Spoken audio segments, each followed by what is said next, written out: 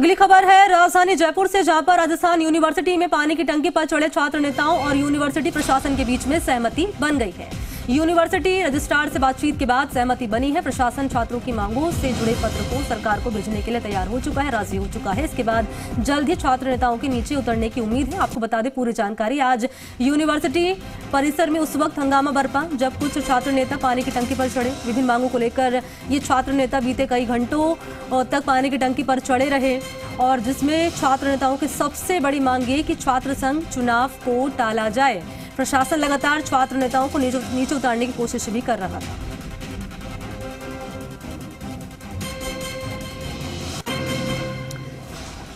और इसी खबर पर ज्यादा जानकारी लिए सहयोगी अनूप मेरे साथ जुड़ चुके हैं, राजधानी जयपुर से सीधा लाइव जुड़ चुके हैं। अनूप, मैं आपके पास आ रही हूं। पहले ये बताएं दर्शकों को कि कौन कौन सी मांगे थी जिन्हें मान लिया गया है और अभी क्या अपडेट है?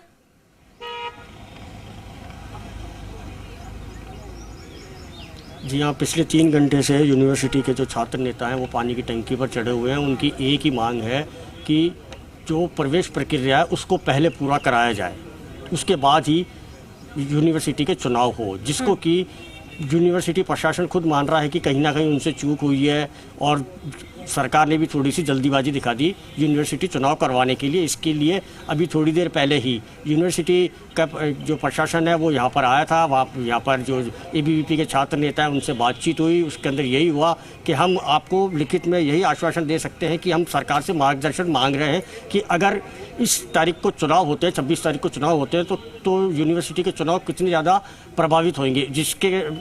उसका सबसे बड़ा कारण यही है कि अभी तक प्रवेश प्रक्रिया पूरी नहीं हुई है, जिसके कारण से छात्र सुबह से टंकी के ऊपर चढ़े हुए हैं। और अब थोड़ी देर के अंदर ही यहाँ पर यूनिवर्सिटी लिखित के अंदर एक पत्र लेकर के आएगा। उस पत्र के बाद ही ये जो छात्र हैं तीनों के तीनों ये टंकी से नीचे की ओर उतरेंगे। जी अच्छा अनूप, कुल मिलाकर ये कि अभी तक छात्र नीचे नहीं उतरे हैं। बिल्कुल, हम तस्वीरें भी देख पा रहे हैं अनूप उन छात्रों की। अनूप, ये बताइए, जैसे कि आपने बताया कि यूनिवर्सिटी जो प्रशासन है उसने माना है कहीं ना कहीं कि चूक उनसे हुई है। साथ ही जो ये छात्र, जी हाँ, यूनिवर्सिटी प्रशासन ने माना है कि कहीं ना कहीं उनसे चूक हुई है। क्यों?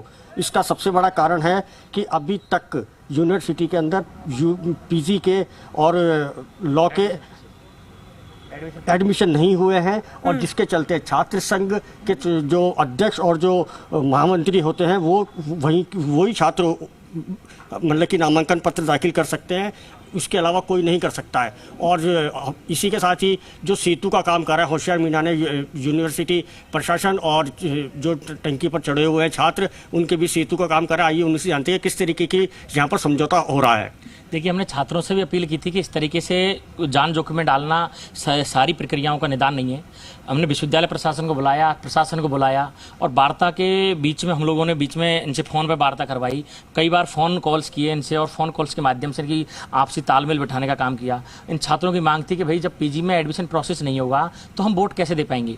यदि आपको इतना ही लगता है तो आप या तो इस डेट में एक्सटेंड कीजिए या अपनी एडमिशन प्रक्रिया को तेज़ कीजिए। कहीं ना कहीं दोनों चीज़ें क्लैट नहीं होनी चाहिए। एक तरफ आप किसी को फ़ायदा पहुंचाने के लिए आप कुछ गलत कदम ना उठाएं, तो कहीं ना कहीं विश्वविद्यालय प्रशासन ये चीज लिख के देगा।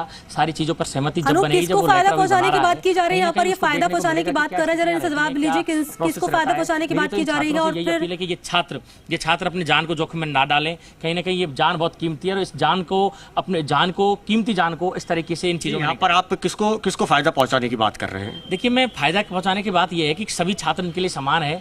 कहीं ना कहीं वोटिंग प्रतिशत यदि गिरता है, यदि वोटिंग प्रतिशत नीचे होता है, तो ये छात्रों के साथ में धोखा होगा। जो छात्र लोकतंत्र को मजबूत मानते हुए छात्र संघ चुनाव में अपनी भागीदारी सुनिश्चित करता है, तो कहीं ना कहीं ये चीज बहुत महत्वपूर्ण यहाँ हो जाती है कि जब मतदान का प्रतिशत ही 30% रह जाएगा।